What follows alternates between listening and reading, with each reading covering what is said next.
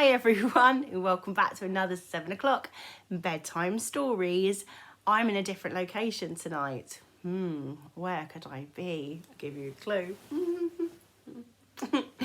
That's right, I'm in bed. Because what snugglier place to hear a story than your own bed?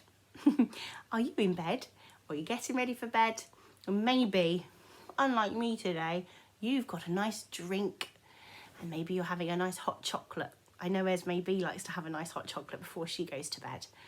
And I just wanted to say hello to Prashemik because I know him and his sister are watching the videos, and to Annabelle and her sister because I know they've been watching too, and to Hanya as well because I know that she's watching with her sister. So thank you if you keep commenting on my videos, and maybe I can say hello to you again tomorrow.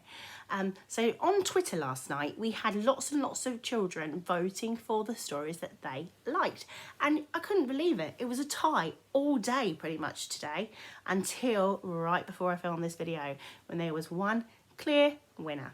I'm going to find out who that is in a second. It was The Shiniest Book I Know. That might be a big clue because we saw a shiny book yesterday, didn't we? I'll give you a sneaky peek. Did you spot it? I'll do it one more time. Here it is. It's called Bright Stanley. And do you remember I said it was so shiny, this one? Now, I think that James and William's mum's going to be a bit disappointed because she wanted Winnie the Witch tonight, didn't you, Mrs. Kent? So that's a shame. Maybe we can have that one another night instead. So I'm just going to move this camera around a little bit so it's easier for me to hold up the book and show you with this hand. Bright Stanley. Here he is again. It says, suddenly Stanley remembered that today was the day. Do you know what? I haven't started on the first page. How silly of me. That wasn't the first page at all. So cast your minds back and just imagine I'm opening the book for the very first time. Are you ready to hear the story? Are you nice and snuggly? I shall begin. There he is. Far below the waves lived a little fish called Stanley. And Stanley lived with his shoal.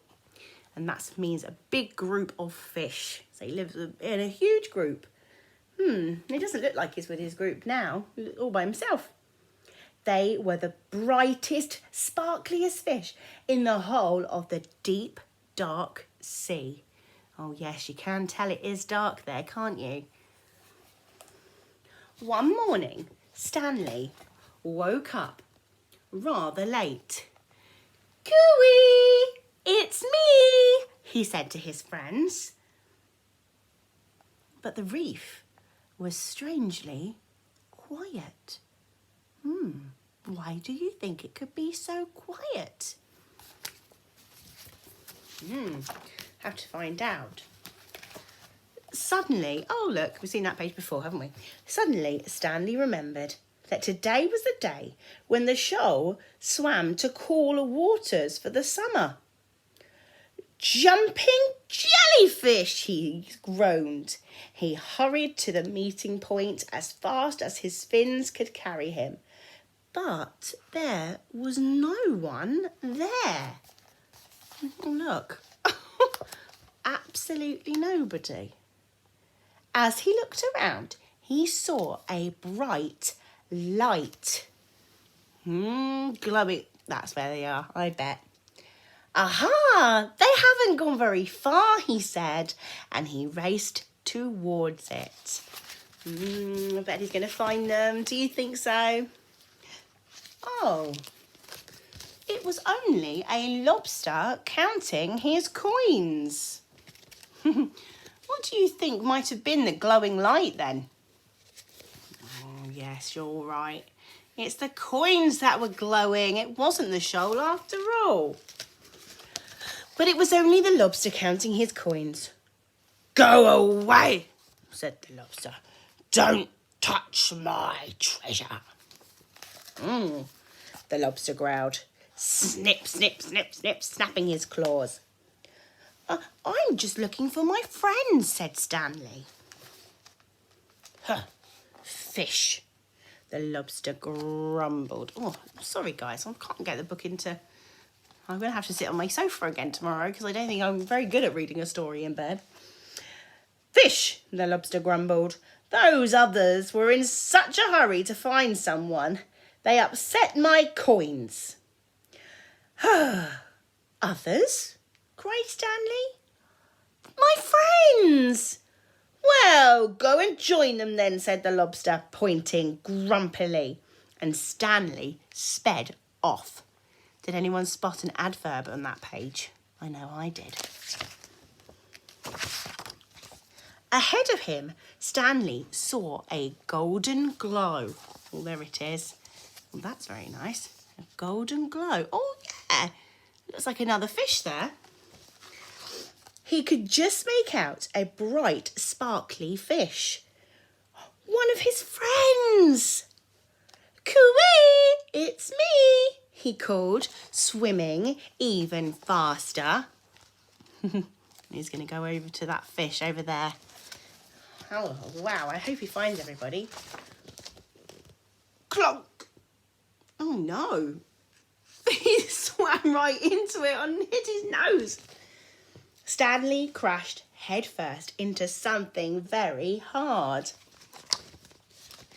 Jumping jellyfish, he cried. It wasn't one of his friends at all. It was his own reflection in a shiny pearl. It wasn't him. It was like a mirror. It was so shiny. It was like a little mirror. So can you see he's touching where his nose would be, and he's touching the top of his head as well.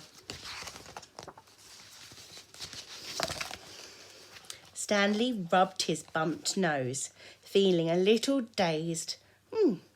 He didn't notice a dark shape coming towards him.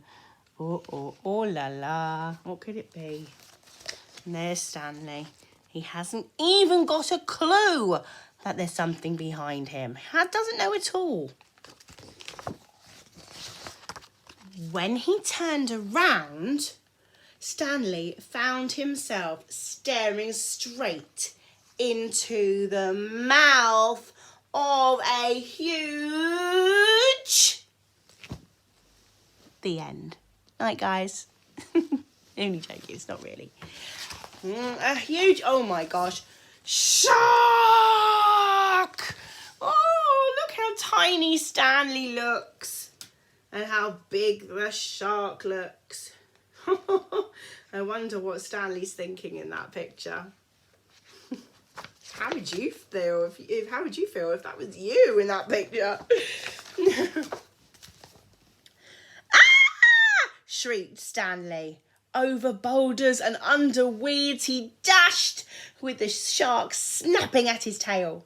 And suddenly Stanley saw a small hole in a rock below. He dived down, he wriggled inside it just before he was gobbled up. Snap, snap, snap, snap, snap. Here he is. Oh, good escape, Stanley. And there he is now, deep, deep down in some caves, you see. Deep inside the cave, Stanley shivered. Ooh, and he shook. Ooh. He felt very sad and very lonely. What does it mean to be lonely? He was beginning to think he might never see his friends again. Aww, that is so sad.